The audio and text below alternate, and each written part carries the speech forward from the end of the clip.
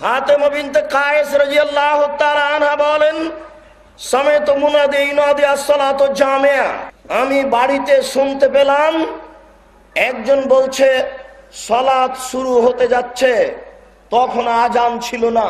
একজন বলছে আস-সালাতু জামিয়া, সালাত শুরু হতে যাচ্ছে। ফা খারাজতু ইলাল মসজিদ ওয়া সাল্লাইতু মা'আন নবী সাল্লাল্লাহু আলাইহি সাল্লাম, আমি বাড়ি থেকে বের হয়ে মসজিদে চলে গেলাম, আমি রাসূলের সাথে সালাত আদায় করলাম। ফালাম্মা কাজা সালাতাহু, যখন রাসূল তার সালাত শেষ করলেন, জালাসা আলা মিম্বারিহি, তিনি তার কাঠের মিম্বারের উপরে উঠে বসলেন। ওয়াহুয়া ইয়াজহাক, তখন তিনি হাসছিলেন। হাসি মুখে তিনি তার কাঠের মিম্বারের উপরে উঠে বসলেন। উঠে বসে বলছেন, কুল্লু মুসাল্লি ইয়ালজামু মাকানাহু, প্রত্যেক ব্যক্তি তোমরা স্ব স্থানে বসে পড়ো। তিনি কথা বলবেন তার প্রস্তুতি। তিনি হাসি মুখে কাঠের মিম্বারের উপরে উঠে বসে বললেন, তোমরা স্ব স্থানে বসে পড়ো। তিনি বসতে বলছেন, কথা বলবেন এই জন্য। বসতে বলার পরে তিনি বলছেন, হাল তাদরুনা লিমা জামাতুকুম, সঙ্গী সাথী তোমরা কি বলতে পারো আমি তোমাদের কেন সমবেত হতে বললাম? তোমরা বলতে পারো আমি তোমাদের কেন বসতে বললাম? কালু আল্লাহু রাসূলুহু আলাম, সাহাবীগণ বললেন, জি না, আমরা বলতে পারছি না আপনি কেন যে বসতে বললেন, আমাদের জানা নেই। তখন আমাদের নবী বললেন, মা জামাতুকুম লিরাগবাতিন ওয়া লিরাহবাতিন, আমি তোমাদেরকে জাহান্নামের ভয়, জান্নাতের প্রতি আগ্রহী হওয়ার জন্য বসতে বলিনি। ওয়ালাকিন জামাতুকুম, তবে আমি তোমাদের বসতে বলেছি এই জন্য যে আন্না তামিমা দারি কানা রাজুলান নাসরানিয়ান ফাজা ওয়া আসলামা ওয়া হাদাসানি হাদিসান কুনতু উহাদ্দিসুকুম আন মাসিহিদ দাজ্জাল। তামিম দারি একজন খ্রিস্টান মানুষ, ও এসেছে, ইসলাম গ্রহণ করেছে। সে একটা কাহিনী বলছে, যে কাহিনী আমি তোমাদের বলতাম দাজ্জাল সম্পর্কে। সে বলছে, রাকিবনা ফি সাফিনাতিন বাহারিয়াতিন মা সালাসিনা রাজুলান মিন লাখম ওয়া জুজাম, আমরা 30 জন মানুষ একটা বড় স্টিমার, বড় নৌকায় উঠেছিলাম। লাখম এবং জুজাম সম্প্রদায়ের, এই দুই সম্প্রদায়ের আমরা 30 জন মানুষ একটা বড় নৌকায় উঠেছিলাম। ফালাইবা বেনাল মৌজু ফিল বাহারে সাহারান, এই নৌকা আমাদেরকে 1 মাস যাবত নিয়ে খেললো। আমরা যখন নৌকায় উঠলাম, নৌকা ছুটলো, তখনই ঝড় বৃষ্টি আরম্ভ হলো।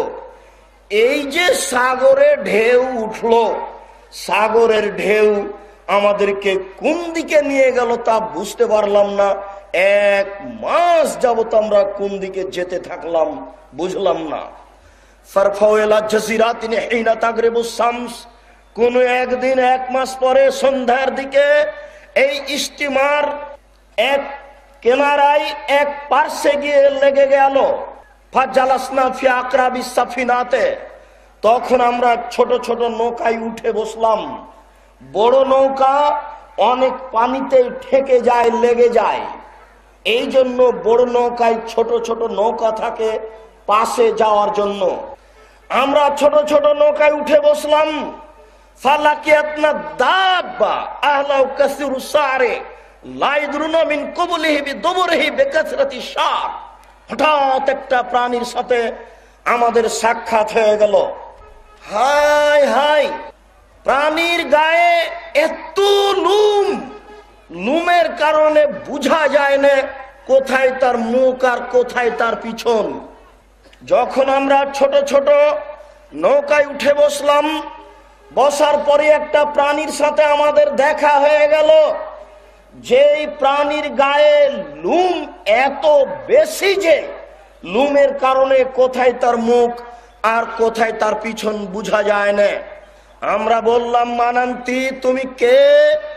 তখন সে বলল, আনাল জাসাসা, আমি হচ্ছি গোয়েন্দা, সিআইডি। এইভাবে এলাহাজার দায়রে তোমরা ওই যে একটা ঘর দেখা যাচ্ছে, সেই ঘরের চলে যাও, ফিহি রাজুলুন ইয়াস্তাকিলা খাবারিকুম, সে ঘরে একজন লোক রয়েছে, সে লোক তোমাদেরকে দেখার জন্য ব্যস্ত হয়ে গেছে। ফারেকনা আন তাকুনা শায়তানাতান হিনা সাম্মাত লানা, যখনই বলল যে ওই ঘরে চলে যাও, ওই ঘরে একটা লোক তোমাদেরকে দেখার জন্য ব্যস্ত হয়ে গেছে, তখন আমরা ভয় পেয়ে গেলাম, এ কি শয়তান নাকি? 30 জন মানুষ থাকার পরেও সবাই ভয় পেয়ে গেল, তারা ভাবছে এ শয়তান হতে পারে। এরপরে তারা দৌড়িয়ে সেই ঘরে পৌঁছিল।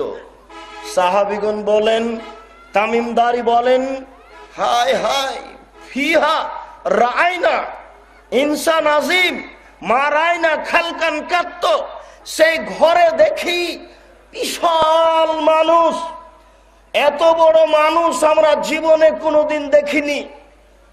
তার 2 হাত 2 পায়ের নিচ দিয়ে ঢুকিয়ে কাঁধের সাথে জড়িয়ে লোহার জিজির দ্বারা বাঁধা আছে। 2 হাত 2 পায়ের নিচে দিয়ে কাঁধের সাথে জড়িয়ে লোহার জিজির দ্বারা বাঁধা আছে। লাভ দিয়ে আকাশে উঠে যাচ্ছে, আবার নিচে পড়ে যাচ্ছে, লাভ দিয়ে আকাশে উঠে যাচ্ছে, আবার নিচে পড়ে যাচ্ছে। এত বড় মানুষ এই দৃশ্যে আমরা কোনোদিন দেখিনি। আমরা বললাম, মানান্তা, তুমি কে? সে বলল, আন্তুম কাদার তুমুনি ফাহবেরুনি মানান্তুম, আরে তোমরা তো জেনেই যাবা আমি কে, তোমরা বলো তোমরা কারা? আমরা বললাম, নাহানু নাসুল আরব, আমরা হচ্ছি আরবের মানুষ। আমরা বললাম, আমরা হচ্ছি আরবের মানুষ। আমরা একটা স্টিমারে উঠেছিলাম, লাখম এবং জোজাম সম্প্রদায়ের 30 জন মানুষ। সাগরের ঢেউ আমাদেরকে 1 মাস যাবত নিয়ে খেললো। আমরা কোনো একদিন সন্ধ্যার সময় এক কিনারায় পার্শ্বে গিয়ে লাগলাম। আমরা ছোট নৌকায় উঠে বসলাম। হঠাৎ একটা প্রাণীর সাথে দেখা হলো। প্রাণীর গায়ে খুব লোম, লোমের কারণে বোঝা যায় না কোথায় তার মুখ, কোথায় তার পিছন। আমরা বললাম, তুমি কে? সে বলল, আমি গোয়েন্দা। এরপরে বলল, তোমরা ওই ঘরের দিকে চলে যাও, সেই ঘরে একজন লোক রয়েছে, সেই লোক তোমাদেরকে দেখার জন্য ব্যস্ত হয়ে গেছে, এই জন্য আমরা দৌড় দিয়ে আসলাম।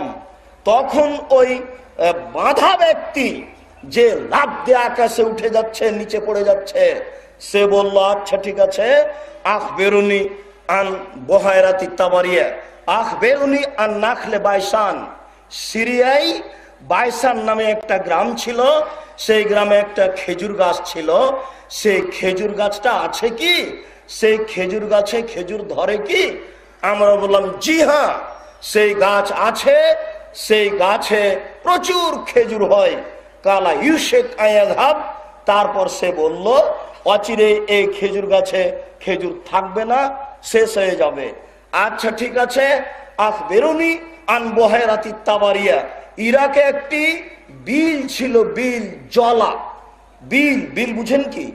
ইরাকে একটা বিল ছিল, হালফিয়া মাউন, সে বিলে কি পানি আছে? আমরা বললাম, নাম হে কাসিরাতুল মায়ে, জি হ্যাঁ, সে বিলে পানি আছে। সে বলল, ইউশেক আয়াধাব, অচিরেই সে বিলে পানি থাকবে না, পানি শেষ হয়ে যাবে। আখবেরুনি আন আন আইনে জোগারিন খালফিয়া মাউন। ইরাকে আর একটা পুকুর ছিল, বড় পুকুর, সেই পুকুরে কি পানি আছে? হাল এজরাও আহলোহা মিন মায়েহা, এলাকার লোকেরা কি পুকুর থেকে পানি উঠিয়ে জমি চাষ করে? কুল্লার নাম হে কাসিরাতুল মায়ে ওয়া এজরাও আহলোহা মিন মায়েহা, সেই পুকুরে প্রচুর পানি আছে, এলাকার লোকেরা পুকুর থেকে পানি উঠিয়ে জমি চাষ করে। ইউসে কায়াধাব, অচিরেই সেই পুকুরের পানি শেষ হয়ে যাবে। ঠিক আছে, আখবেরুনি আন নাবিল উম্মিন, নিরক্ষর নবী সম্পর্কে বলো, নিরক্ষর নবীর অবস্থা কি? আমরা বললাম, কাদ হারাবা মিন মাক্কা ইলা ইয়াসরাব, নিরক্ষর নবী মক্কা থেকে মদিনায় পালিয়ে গেছেন। সে জিজ্ঞাসা করলো, কাইফা হালহু, তার এখন অবস্থা কি সেটা বলো। আমরা বললাম, হালহু সেজাল, তার অবস্থা এখন বালতি। কথাটি বুঝতে একটু ভারী হচ্ছে। তার অবস্থা বালতি, মানে তার অবস্থা এখন বালতি এই জন্য যে আগে রাস্তাঘাটের পাশে ইদারা থাকতো, কুয়া। কুয়া বুঝেন কি? ইদারা। কুয়ার পাশে থাকতো বালতি। যার যখন পানির প্রয়োজন সে বালতি কুয়াতে নামিয়ে পানি উঠিয়ে পান করে বালতিটা রেখে চলে যেত। আপনার প্রয়োজন, আপনি কুয়ায় বালতি নামিয়ে উঠিয়ে পানি পান করে চলে গেলেন। এবার আমার প্রয়োজন, আমি বালতি নিয়ে কুয়াতে নামিয়ে পানি উঠিয়ে পান করে আমি চলে গেলাম। বালতি একবার আপনার হাতে, বালতি একবার আমার হাতে। তাই মোহাম্মদের অবস্থা এখন বালতি। তিনি একবার যুদ্ধে জয়ী হয়েছেন আর একবার পরাজয় হয়েছেন, অর্থাৎ তিনি বদরের যুদ্ধে জয়ী হয়েছেন আর ওহুদের যুদ্ধে পরাজয় হয়েছেন। এ ব্যাপারে তার অবস্থা হলো বালতি। তখন সে বলছে, ঠিক আছে, পৃথিবীবাসীর উচিত তাকে মেনে নেওয়া। অত্র বিশাল হাদিসের দুইটি কথার একটি কথা আর আগে একটা কথা ছেড়ে এসেছি। এই দুটি বলে আমি সামনের দিকে আগাবো ইনশাআল্লাহ। হাদিস সামনে আরো অনেক অংশ আছে, সংক্ষিপ্ত বলা যেতে পারে যে এখন আমি বলি আমি কে। আমি হচ্ছি দাজ্জাল। লোহার ঝিঁঝির দিয়ে এইভাবে আটো সাটো করে বাঁধা আছে। সে কে? দাজ্জাল। সে বলছে আমাকে এখান থেকে বের হওয়ার অনুমতি দেওয়া হবে। আমি 40 দিনে সারা পৃথিবী ঘুরে নিব, তবে মক্কা এবং মদিনায় প্রবেশ করতে পারবো না। মক্কা এবং মদিনায় ঢোকার জন্য 12টা পথ রয়েছে, যেই পথ মানুষ দেখতে পায় না। এই পথে ফেরেশতা খোলা তরবারি নিয়ে দাঁড়িয়ে আছেন। আমি যতবারই চেষ্টা করব ঢোকার, তারা খোলা তরবারি দিয়ে আমাকে ঠেকাবে। আমি মক্কা এবং মদিনায় প্রবেশ করতে পারবো না। এই কথা বলেই রাসূলের হাতে একটি লাঠি ছিল। রাসূল তার লাঠি দিয়ে ওই মিম্বারের উপরে মেরে বলতে লাগলেন, হাজিহি তয়বা, হাজিহি তয়বা, হাজিহি তয়বা। এটাই মদিনা, এটাই মদিনা, এটাই মদিনা। এই মদিনায় দাজ্জাল প্রবেশ করতে পারবে না। অর্থাৎ মানুষের অজান্তে এই মক্কা এবং মদিনায় প্রবেশের পথে ফেরেশতা দাঁড়িয়ে আছেন, যার কারণে দাজ্জাল প্রবেশ করতে পারবে না। 2, দাজ্জাল বলছে পৃথিবীবাসীর উচিত তাকে মেনে নেওয়া। দাজ্জাল বলছে পৃথিবীবাসীর উচিত তাকে মেনে নেওয়া। বলেন তো কাকে মেনে নেওয়া? নিরক্ষর নবী মুহাম্মদ সাল্লাল্লাহু আলাইহি সাল্লামকে মেনে নেওয়া। দাজ্জালও বলছে যে রাসূলের আনুগত্য করতে হবে, পীর সাহেবের নয়। দাজ্জালও বলছে যে রাসূলের আনুগত্য করতে হবে, বড় হুজুরের নয়।